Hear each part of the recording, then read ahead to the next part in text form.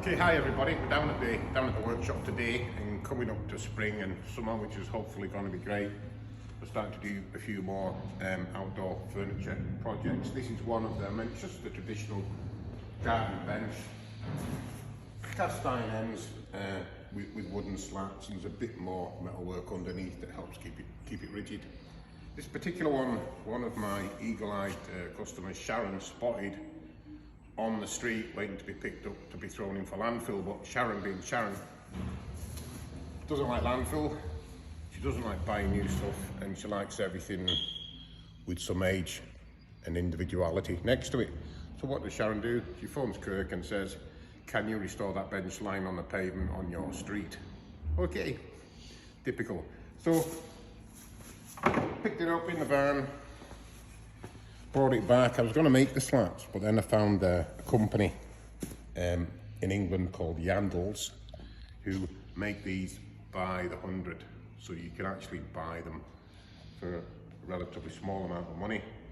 They're all the same size, it can all be fitted interconnected to the same style of bench, and they're simple to actually fit. Got a choice of wood that you can pick, determines the price. Some of it's harder and some of it's softer than the other ones.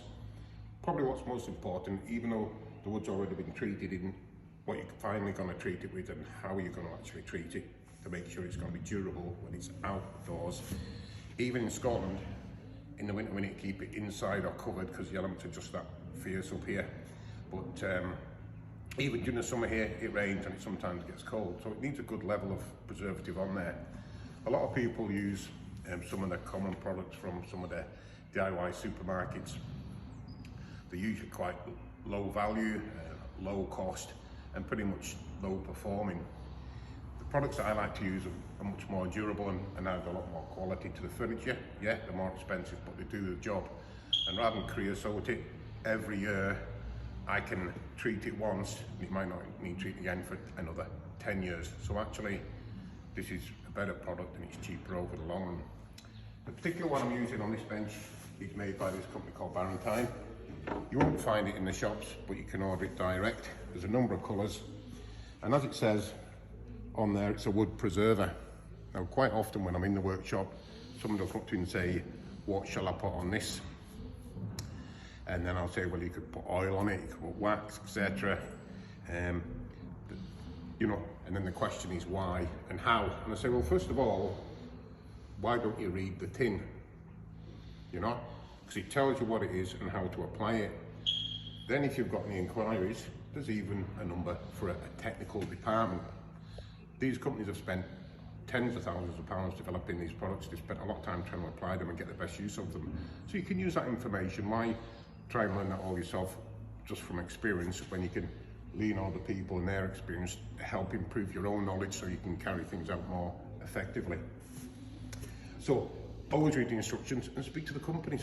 You spend so much time getting this stuff right. In a lot of cases, you can learn so much from them and it can benefit you immensely, because when you talk about it yourself or use it, you know what you're actually doing. This has been designed chemically to protect the wood, stop the wood from drying out from sun, repel water from rain. It kills insects that try and bore into it. So all of the benefits of these chemicals, the characteristics of those can be transferred to the product that you're spraying them upon, and that's the whole point. You know, you don't need to tell you any massive physics lesson or science lesson here. Does it really well, preserves it really well, looks after it, makes it look great. So that's our preservative. Depending on the actual use, there's different amounts of that you can put on. You can put oil on top of it as well if you want something really, really mega tough. It's going to be sat outside all the time. In this case, the wood's already sealed and protected, and we're just putting this on top as a preservative to look after it, make it look nice. Now, in this case, I'm going to spray it.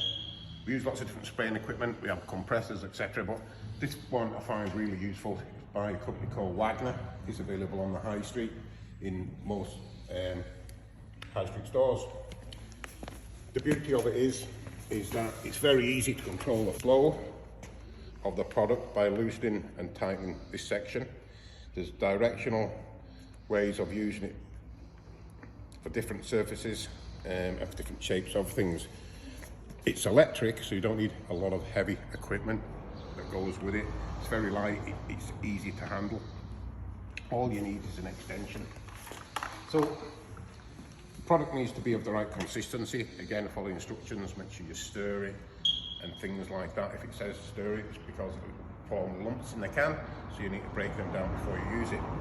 But once you've got it in there and so loose and ready to go, what I usually always recommend is that a test section or something is used. And that's where you can look at the spray as it comes out and just see that it's actually going on evenly onto what you're actually spraying, and it's not coming out in lumps or spitting, whatever. Again, it's just tuning the flow based on how thick the liquid is with this front section here, and there's a little bit you can do with the trigger.